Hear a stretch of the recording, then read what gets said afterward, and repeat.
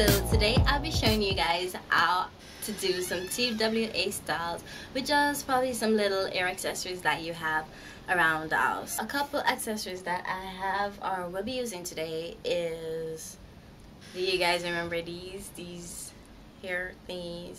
I don't even know what they're called, but yeah.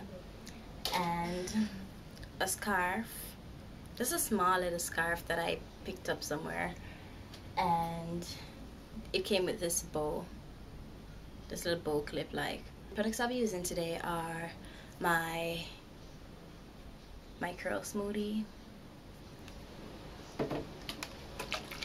my water and olive oil as always, and I had this lying around the house for so long when I had relaxed hair. My growth and strengthening oil therapy, I might as well put it in my hair now, and my eco gels. So yeah, let's begin.